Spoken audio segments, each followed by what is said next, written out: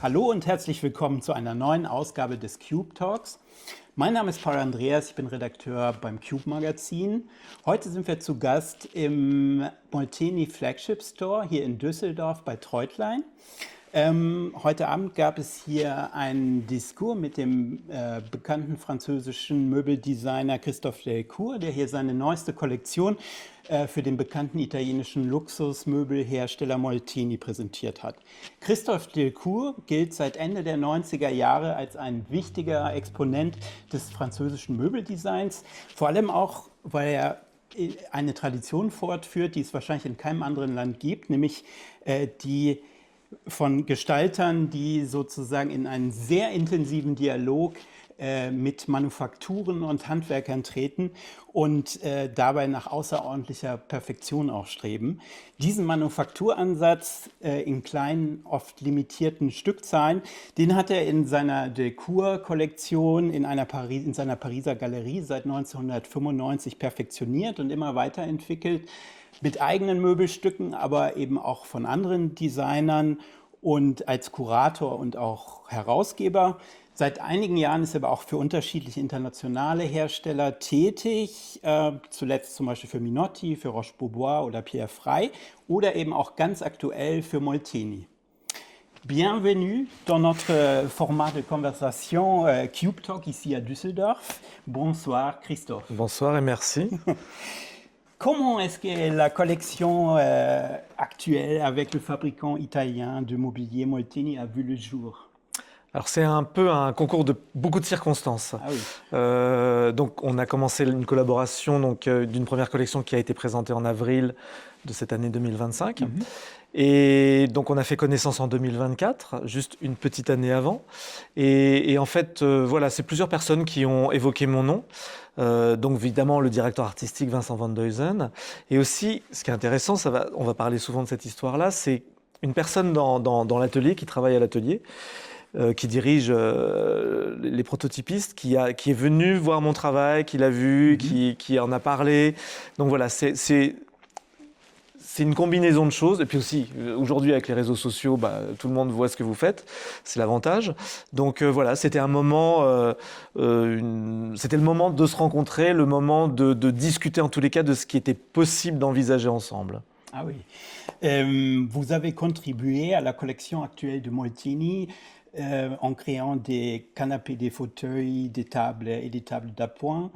Qu'est-ce que caractérise ces meubles? Quels sont leurs points communs? Alors, c'est la fonction, on fait du meuble, ouais, mais dans mon travail, c'est quand même beaucoup la forme. Ouais. Voilà, on dit souvent que je travaille les formes de façon un petit peu architecturale et sculpturale. C'est vrai que mes sources d'inspiration sont effectivement les artistes.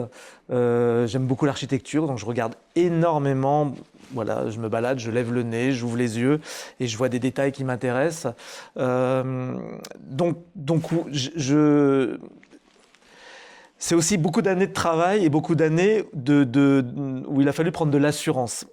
Si vous voyez mes dessins du début, quand j'ai commencé il y a 30 ans, je faisais à peu près un plateau avec 4 pieds. Je n'osais rien en termes de forme, parce que j'avais peur de la forme.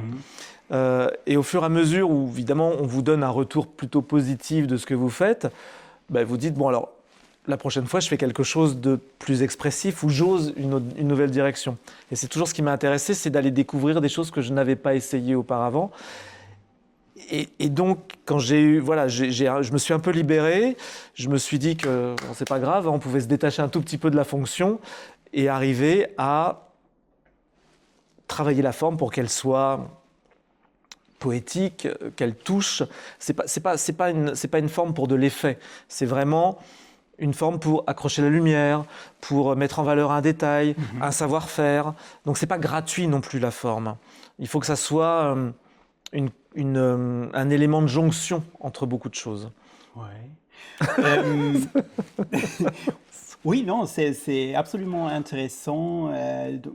Ce que je trouve aussi assez intéressant, cette façon assez sculpturale qui se montre maintenant aussi dans la collection Molteni. ça s'est développé avec les années, avec les dizaines vraiment. Oui. Euh, En fait, par exemple, le canapé Émile, qui est très représentatif de cette collection, Ouais, on voulait surtout pas développer un canapé droit, un canapé qu'on met contre un mur. On voulait une forme qui soit au centre de la pièce, ouais, qui soit aussi intéressante de face, de dos, de côté. Donc c'était évident d'aller vers quelque chose de fluide, d'organique. ouais. Et par exemple, voilà, c'était aussi le besoin de faire un composable, mais de laisser des respirations. Donc, c'est aussi une table qui vient rythmer un dos de canapé, qui donne une rupture, qui laisse passer la lumière devant une baie vitrée. Donc, tout, un ensemble comme celui-ci, c'est plein de paramètres Ouais. qu'on connaît tous par cœur hein, dans une maison. Donc on veut laisser passer la lumière, on veut travailler la fonction dans le centre et non pas sur la périphérie. Donc voilà, c'est ce cahier des charges un petit peu donc, que j'ai listé et j'ai fait une pièce qui allait dans ce sens de tout ce que je viens d'évoquer, quoi. Mais je me demande, c'est assez sculptural, c'est comme un paysage vraiment. Oui, oui, oui. Mais à la fois, ça répond aussi à commodité. Toujours, d'une certaine toujours. façon. Toujours. Si c'est pas confortable, Ouais. c'est raté, hein, de toute Ouais, façon. ouais. Ça. Parce que les gens, ils vont essayer, ils vont dire ah bon, je m'en vais. Donc non, il faut évidemment que ça soit accueillant. Mais il y a des détails, c'est-à-dire qu'il y a 2 hauteurs d'accoudoir. Voilà, ouais. Donc c'est vrai qu'il y a ça. On peut, quand on est plus grand, on vient se caler un peu plus. Sur les côtés, justement, l'accoudoir se referme légèrement pour être bien calé. On a aussi des différentes profondeurs. Moi, ce que j'aime, j'aime que les gens trouvent leur position dans un Ouais. canapé. Donc quelqu'un de petit peut aussi avoir envie, pas de se vautrer, mais voilà, d'être de façon plus formelle dans une attitude plus tenue. Quelqu'un comme moi va s'allonger en travers parce que voilà, je peux pas être sur un canapé tout droit comme ça, je m'allonge tout de suite. Donc voilà, et c'est ce que propose aussi cette pièce-là. C'est une liberté de mouvement. Ouais. Donc ça permet une grande flexibilité pour les personnes qui l'utilisent. Et à la fois, c'est toujours très beau. J'espère. Oui, ça donne l'impression. Mais la beauté, c'est pas quelque chose qui se décide. C'est une question de proportion, je pense. C'est une question de. Moi, je parle souvent de. C'est François Roche qui m'a appris ce terme-là. Il m'a dit travaille le rythme dans tes pièces. Il faut que ça soit comme une partition musicale, qu'il y ait quelque chose qui se passe en permanence. Donc j'ai retenu ça. Ça m'a beaucoup marqué. Et c'est vrai que voilà, j'aime que ça bouge, c'est pas des accidents, mais qu'il y ait des mouvements.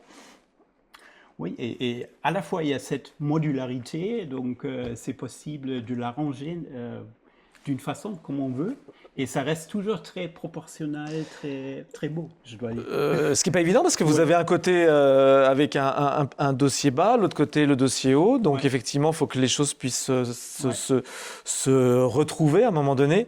Mais ce qui m'intéresse aussi, c'est que j'aime pas que les choses soient figées dans une pièce. Tout le monde dans une maison a envie à un moment donné, ah ben tiens, c'est dimanche, on ne sait pas quoi faire, on va bouger le salon. Donc, mais c'est intéressant, enfin, c'est la vie. Donc,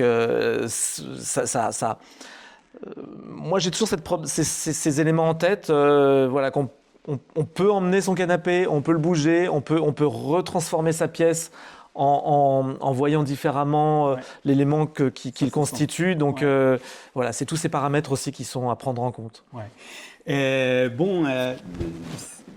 Comment dire, alors que des objets de votre collection de cours reposent sur une fabrication sur mesure et aussi un savoir-faire artisanal, la collaboration, excuse-moi, c'est difficile à dire, avec Molteni se concentre sur la production et la distribution industrielle. Comment est-ce que cette perspective différente influence le produit final ? Je pense qu'en fait, Molteni NC est aussi venu vers moi parce que j'ai cette sensibilité, effectivement. C'est la sensibilité des matériaux. C'est aussi mélanger des matériaux et des techniques et des savoir-faire différents. Et aujourd'hui, moi, ce qui me plaît chez Molteni, c'est qu'il est possible de travailler le bois, la pierre, le verre, la laque, le métal. Donc, effectivement, on est sur une production à grande échelle. Il y a un grand réseau à alimenter. Mais ce qui est intéressant aussi, c'est qu'on a travaillé sur le fait qu'on puisse personnaliser les pièces à chaque fois. Ça veut dire que vous prenez une forme, il y a une table basse, vous pouvez complètement changer la finition et elle aura complètement un autre aspect. Ça, c'est important parce que aussi on peut proposer une gamme de prix différente. Donc c'est là où l'industrie se rapproche de l'artisanat parce qu'elle va se mettre au service du projet et du client. Ouais. Et surtout, elle peut aussi répondre à l'attente de différentes cultures, de différents styles. Ouais. Donc ça c'est très très fort aujourd'hui. C'est une forme de mass customization. Exactement, du made to measure. Ouais. D'accord. Et tu étais assez content avec les détails Molteni a produits ou c'était une longue discussion, un long procès du travail? Non, ils sont très doués. Donc, ils sont très doués. Il y a vraiment une équipe de prototypistes incroyable.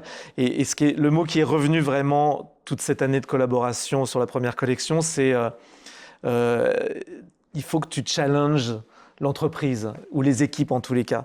Et je leur ai dit, mais vous savez déjà faire beaucoup de choses. Donc, oui, c'est intéressant, on va essayer d'y aller ensemble, mais donc effectivement, on s'est challengé ensemble. Et on s'est challengé sur du détail, des conforts, des finitions, des matériaux qu'on n'avait jamais travaillés. Donc voilà, moi ça me plaît beaucoup parce que j'aime découvrir aussi, à travers une collaboration, des choses que je ne sais pas faire, que je n'ai jamais pu approcher. On a une façon de faire en France, de travailler certains matériaux qui n'est pas la même qu'en Italie. Parfois, on ne travaille pas sur les mêmes supports, on ne travaille pas les mêmes bois ou de la même façon. Donc voilà, c'est là où il y a une vraie discussion et un échange entre moi qui connais vraiment le travail de l'artisanat et quelqu'un comme j'aime pas dire ce mot industriel parce que l'industrie, c'est relativé aussi. Oui, c'est pas beau, parce qu'il y a des gens qui travaillent, c'est pas des machines qui font les choses, quoi. Donc c'est ça qui m'importe, c'est qu'on sente, voilà, le travail de la main toujours. Et combien de mois tu as travaillé très intensivement tout le temps, tout le temps, j'ai beaucoup de travail. Non, mais c'est un vrai plaisir et ça a été une collection qui a été assez rapide puisqu'on s'est rencontrés au mois d'avril 24 au Salon du Meuble.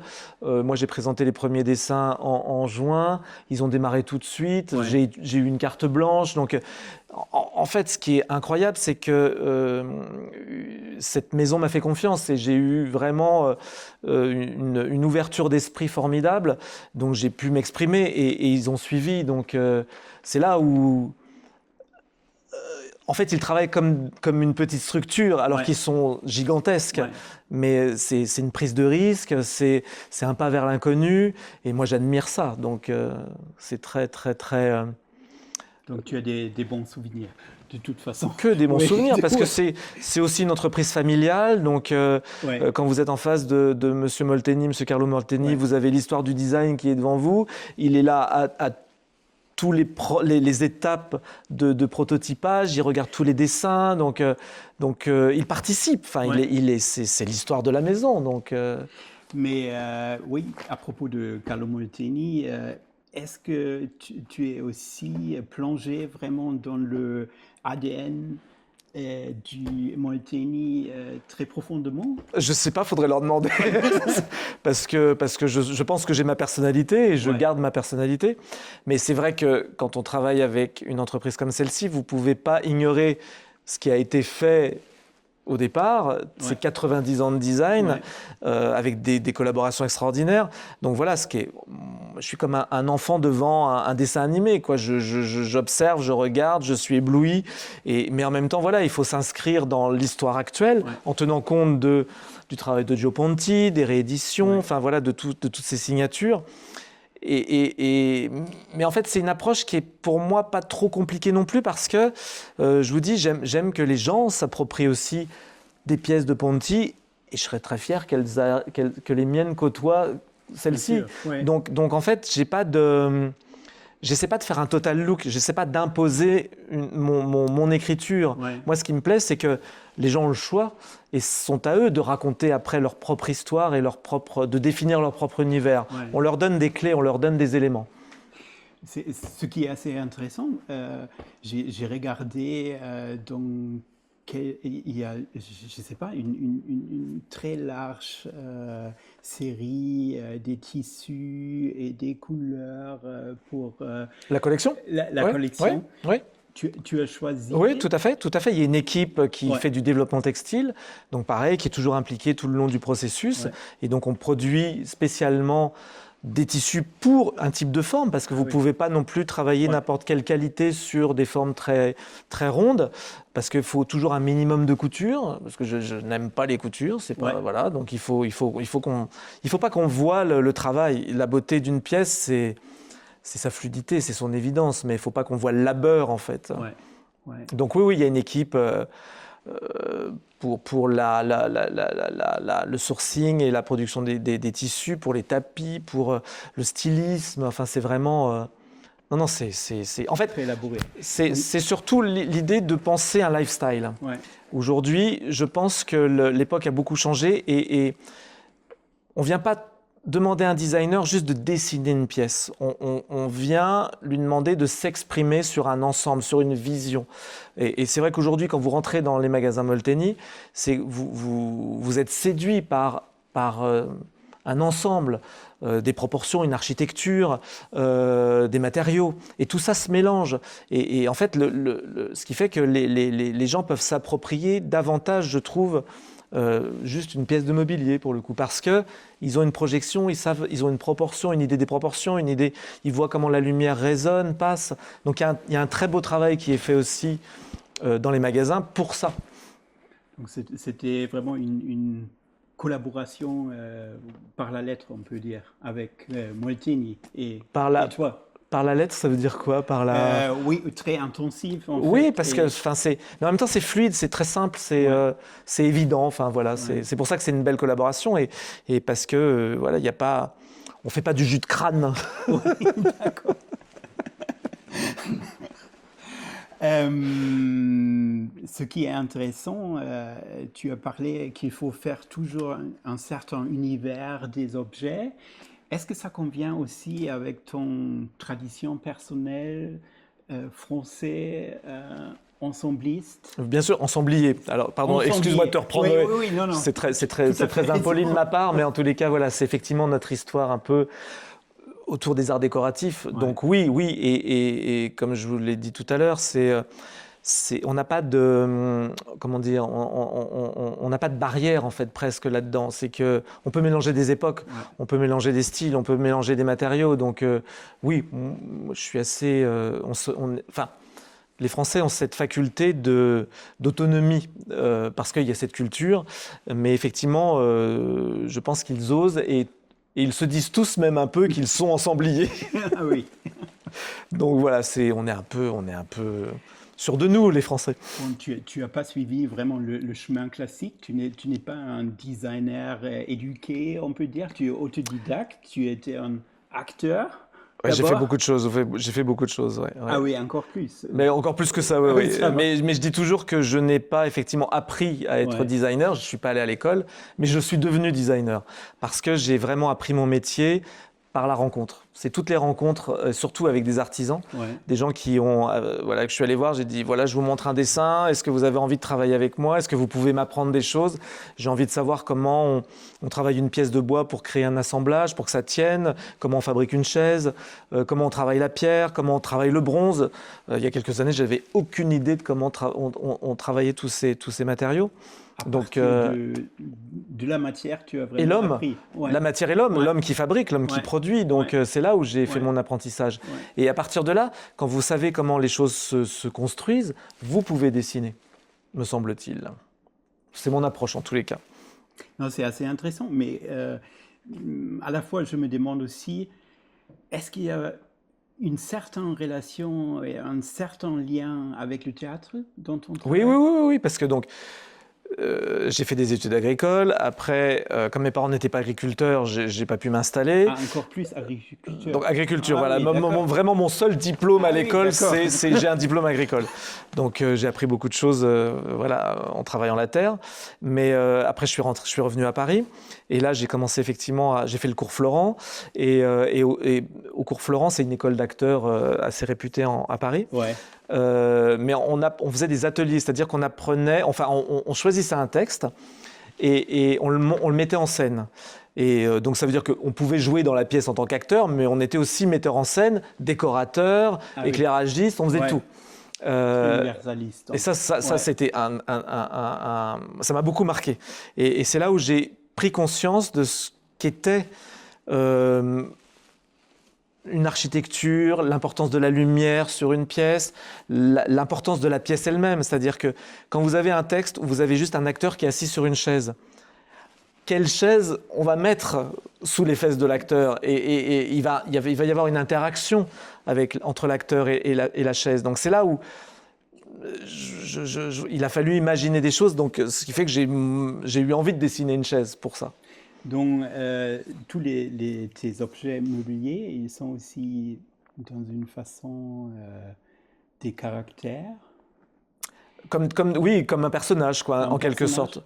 Oui, c'est marrant parce que souvent on dit ça dans mon équipe, qu'on aime c'est pas les pièces qui ont une personnalité, les pièces qui ont une forme presque humaine, en fait, quelque chose oui, une personnalité, et on leur donne cette personnalité. Peut-être que ça vient de là, effectivement. Ouais, c'est... De toute façon, tout est important dans votre parcours. Chaque élément va donner une résonance à votre travail. Donc, mais je voulais dire autre chose sur le jeu de l'importance de la mise en scène. Ah oui, c'était ça. C'était que quand vous travaillez effectivement la mise en scène ou quand vous êtes au cinéma, ce que vous apprenez aussi, c'est le travail sur la perspective et le travail sur ce que vous voyez au premier plan, au second plan et en arrière-plan.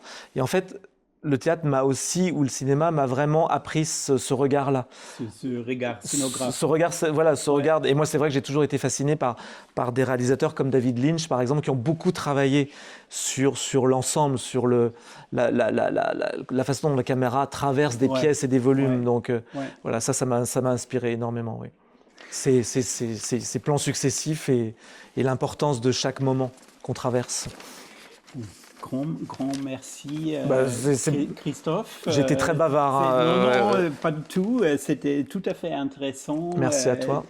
De recevoir, oui, quelques aperçus de votre travail. Et oui, je vais switchen dans l'Allemand. Ich werde jetzt wieder Deutsch reden.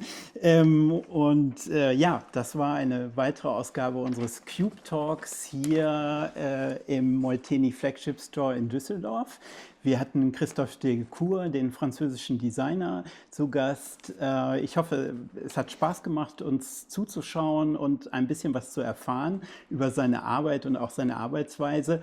Ja, damit sind wir eigentlich auch schon wieder am Ende. Schauen Sie vielleicht einfach auch nochmal auf unsere Website. Da gibt es weitere interessante Beiträge auch zu anderen Vertretern des Designs, der Architektur und auch zu Herstellern. Ich sage erstmal jetzt Tschüss und bis bald.